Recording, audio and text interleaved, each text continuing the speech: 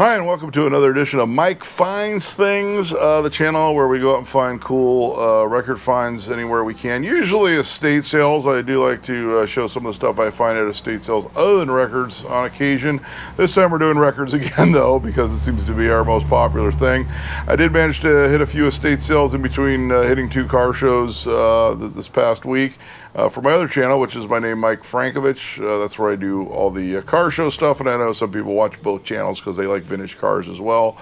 So the first estate sale I went to, and this one is, this one I actually took the Suburban. If you watch my other channel, I found a 86 Suburban at an estate sale, and it was kind of a trial run after fixing the leaky steering box. Out to Santa Clarita because I really wanted to drive with 8 miles per gallon with a 454 V8 out somewhere. And actually I thought I might be bringing home something a little bit bigger, not a jukebox, but they had some other stuff that I was interested in that unfortunately was way overpriced, so I didn't buy any of that stuff, and I did not have time to drive back out there for the final day of the sale.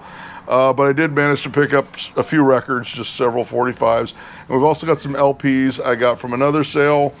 That are mostly classic rock, a little bit of reggae, new wave and stuff like that, and then one LP that I got at another sale, much like 10 minutes from my house. So we're going to start out with the ones for the Santa Clarita sale. A lot of great like 50s stuff, a few other ones that aren't well, actually I think there's only one that's later. So we're going to start out. They said they had a bunch of 45s. They had a few, and the LPs, I know the guy had gone through the LPs, got all the good stuff before I got to it. So I just dove right into the 45s. Got Lester Williams with McDonald's Daughter on Imperial. It's from 1956. It's an R&B record. Yes, it's about old McDonald's daughter is what it's about. I couldn't find any sold comps on this one. I did find some people asking, which asking you really got to take with a grain of salt because a lot of times asking prices are a little out of line. I've seen people asking between $20 and $30 for this one. It's in very nice shape and it plays well. B-side is Daddy Loves You. That is on Imperial Records. Of course, Imperial did a lot of R&B stuff. They did a lot of country as well as other stuff like that. Always nice to find stuff like that, especially somewhat obscure. Something that is not obscure, but it's on a label that a lot of people like to collect. So we're going to roll into that. This one's from 1956. It's a rock and roll classic. It is the original blue suede shoes, Carl Perkins on Sun. And this one had the same guy's name on them as some of these other 50s records, so I'm thinking this is an early pressing. Of course, Honey Don't is the B-side. I'd say if you're watching this channel, this is probably already in your collection. You probably have one of these, or at least even a later pressing. In fact, I've got a later press, like a more modern pressing of this in my jukebox. I believe this is actually an earlier pressing. These are easy to find. People love them because they love that Sun label. Of course, a lot of rock and roll history, you know, on that one. So we're going to roll into the next one. This is probably the newest of the 45s. It's from 1972. This one's probably like a $5 record. Usually if I don't write down what they go for. Also, the last one's not a terribly valuable record either. Isn't Life Strange? The Moody Blues. This one is not a promo. I just double checked that. This is white label, but it's not a promo. We had a bunch of promos in last week's video. If you didn't watch that one, and after you came on the B-side. Nothing terribly expensive. I just grabbed it because it was pretty clean, and it came with the original London sleeve, which was kind of nice. So it's always good to pick stuff like that. I don't think these were. I think these were like $1 each. I picked these up for. So nothing crazy. Another one that comes up quite a bit, but it's in really good shape, so I snagged it. Bill Haley in the comments on Decca. Nope, it's not Rock Around the Clock. It is Rock a Beatin' Boogie. And I have at least a couple copies of this, but this one's pretty clean, so I snagged it. Burn That Candle is the B-side. Another great one if you're getting into like 50s rockabilly. Fairly easy to find, not terribly expensive. You know, it's a great Bill Haley that's not Rock Around the Clock. So something a little bit different. Here's one that's kind of more of like a rockabilly, almost a poppy rockabilly record. I could not find much. I think I found one sold comp at $8. So I can't imagine there's a lot of these out there. This one's in pretty good shape as well. This, like I said, came from the same guy, and the label's just absolutely cool. We'll check this out. It's Gloria Gray with My Honey on Demon. Check out that Hopefully you can read that demon label. And it says the highest in phi. It has a little devil there. And it's got like pitchforks on the side. I just like finding cool labels, even if it's nothing that's terribly valuable. B-side is Hold Me, Thrill Me, Kiss Me. I don't know if it's like the Mel Carter song. I probably should have played it to find out.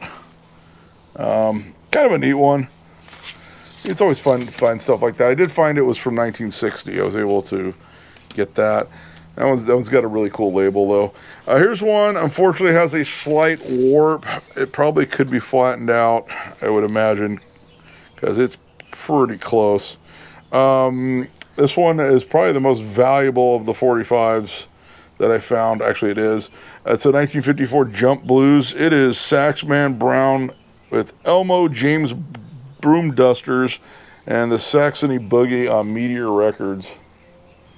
So sort of like a Jump Blues with Elmer James. And then Dumb Woman Blues is the B-side. I did get it to kind of play. It does have like I said, it's not even like that bad of a warp, but it could probably be, I don't have one of those things for flattening them out, but it could probably be flattened out. And unfortunately the hole looks like they had one of those little metal, somebody tried to pull one of those metal things out, you know, the adapters at one time. So it's not terribly damaged. The actual wax is in good shape, so that one's definitely savable. Definitely something interesting to find on 45. Another one, 1956, so similar era, I should say. A rock and roll. This one low of 8 on Discogs, mid of 8.78, high of $9.56. So very close. Just kind of like a fun rock and roll pop record on Wing. Jerry Wallace, Monkey See, Monkey Do. So again, this one's in really nice shape. And Eyes of Fire, Lips of Wine.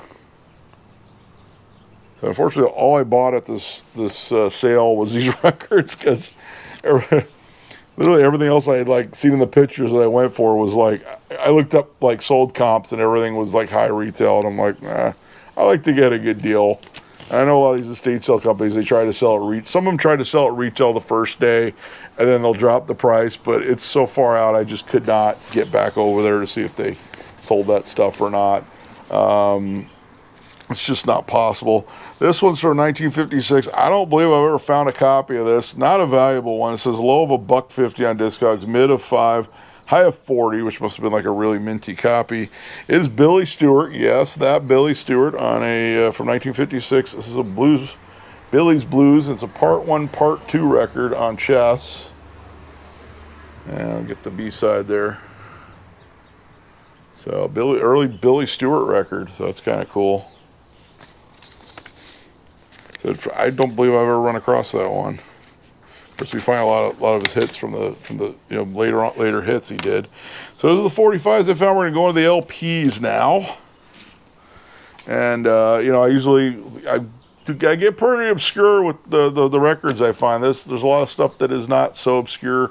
Stuff you're gonna know what it is. Stuff I didn't price because there's so many different pressings. I'd be here all day. So we're going to start out Electric Light Orchestra with Out of the Blue from 1977. This is a U.S. press. I think everybody knows who Electric Light Orchestra is. I would hope. It's got the great gatefold. I got that gatefold, man. And I did not have a copy of this, believe it or not. So... And I like ELO, so that's why I bought it. It's my record. Yeah, this one's got like Turn to Stone. That's one everybody knows. What's another one everybody knows? Mr. Blue Sky. That's like one of my favorite ELO songs too. Stuff like that. Like great ELO on a double LP right there for you from 1977. For some reason I did not have a copy of that. Going into more of like a classic rock, but a classic rock band everybody knows, but an early release from them. This is Saucer Full of Secrets. Pink Floyd. This is actually a UK press. This one's got a sticker. I guess at one point it went through Restless Records in San Francisco, I'm guessing many, many years ago. And the record's in really nice shape as well. And I don't know, I've tried to find this exact pressing UK pressing. There's several variations. I did find one that was like low 18, mid 185, high of 585, if you can believe that. Not sure. I really have to research what pressing this is, because when you get into stuff like this, like obviously it was repressed many times since Pink Floyd got popular, and it's on Columbia. So definitely a cool early Pink Floyd psychedelic record. So that's kind of cool. Rolling back into classic rock. This is not an expensive. This is maybe like a $5 or $10 record from 1983. Night Ranger. Of course, this one's got their hit Sister Christian. So, Sister Christian is one of those like turn it up songs. You know, whenever you hear it, you got to turn it up. Everybody knows it. You know, you're motoring. So definitely a good one. Good one to pick up. Here's one that was very interesting. Of course, we recently had the Bob Marley biopic come out. This is from 1980. This one's a Jamaica pressing. So you know where we're going. Bob Marley in Jamaica. Low of 3, mid of 19, a high of 42. Now we got helicopters. Last week I had to shut down because we had gardeners. We have Bob Marley and the Wailers. Yes, it is Uprising on a Tough Gong label. So it's Tough Gong out of Jamaica. Hopefully you can see the label. Very nice condition. Instead of, I think the outside, the Jamaica pressings were all island from what I could tell. So kind of interesting. It's a Jamaica pressing of a Bob Marley record. And we have another one. This is very, very, very common. It's a Monkees first record. And this one is a mono US press. And again, I'm not looking up all the versions of this. It's the version where Gene is actually spelled correctly. I guess this one actually has Gene spelled with a G. I guess there's one where it's spelled with a J. I actually found one where it's spelled with a J once, and it was in one of my videos. Unfortunately, the record's in really good shape, but it's one of those where they probably brought the record home, tossed the inner sleeve, and played it once. I know everyone's found those where the record's really minty, but it doesn't have the inner sleeve. Next one, we have another Monkees. This one's in stereo from 1967. Again, not a terribly valuable record. Monkees Headquarters. So we have that one. This one's in really good shape. The jacket's starting to come apart a little bit. People love the Monkees. Oh, it's definitely coming apart. That one's both of these were Cold Gems too. Cold Gems, the label. I think later on they had a different label. And of course, much years later, I think Rhino reissued all their LPs in the 80s. That one's an old Cold Gems label. Another one, I think a lot of people have. I already had this one. I grabbed it in case my kid wanted it. Ziggy Stardust and the Rise and Fall of the Spiders of Mars and all. Yeah, I can't even talk today. You know it. You love it. You have it. You probably have it in your collection. So it's from 1972. Ziggy Stardust. Again, another one. The record's in good shape. They lost the inner sleeve. That like drives me crazy when they do that, because it can scratch the record because the cardboard is much rougher than the inner sleeves were. It really made me. I hate finding those, but when they're minty, at least you can put a new inner sleeve, which I got a whole bunch of them. I buy a whole bunch of them. That way I just can throw them on there when I find them like that. Or if I find ones where the inner sleeve is just so destroyed that it's never going to go back in right. This one has one scratch on it. It's from 1973. Another Pink Floyd. Well, two Pink Floyds technically. This one's a Nice Pair compilation. It's actually Saucer Full of Secrets. It's 2 LPs. Saucer Full of Secrets album, as well as The Piper at the Gates of Dawn. And they reissued it in 73 as like a package with a gatefold. And this one is a US press of this. I found low of 9, mid 21, high of 47. It's just cool to have a Pink Floyd. That actually I didn't have that before. I didn't even know that existed, that they packaged it that way. Another reggae one. This one's actually a UK press from 77. I didn't try to figure out a value on this one, but it's Burning Spear Live on Island. This one's actually in really good shape. And one thing interesting that was in here, I think it's still in here, in the record sleeve. Sometimes you get those bonuses. You know, this didn't originally come with the record, but it just happened to be in there. I found it's like a post bill from Reggae Sunsplash in Jamaica from 1985. So obviously it didn't come with the record because the record's from 1977. But this looks like one of those that was maybe posted on something and they like sort of peeled off because it's not in the best shape, but it's kind of cool to find. And I've found like flyers and things in records before. I found concert flyers and things for the bands that people would just shove in the record. That happens on occasion. Another cool one from '77, Elvis Costello. This is the first U.S. Pressing of this one. My Aim is True, Elvis Costello. Low of 2, mid of 1150, high of 45. This one's easy to pin because it's the only U.S. press where the back is yellow. I guess the later ones were white, so that was easy to pin down which pressing it was. And it's in good shape, and I like Elvis Costello. We've got another Elvis coming up too, but it's a different Elvis. I don't think you have to guess what that is, but why do I even hint at that? More Pink Floyd. Yeah, this is like, I never thought you'd see so much Pink Floyd on Mike Fine's things. We got Animals from 1977, and this is like a mint cop. Like, this looks mint. This thing's beautiful. First with the gatefold. That famous pig flying over the, was it electrical plant, whatever they used. I think they took the picture, then they wound up doing an artist rendering anyway because the balloon got let loose. There's like a whole documentary about it. But yeah, Pink Floyd, Animals. This is a U.S. pressing, and it has the original liner note sleeve, so it's got everything.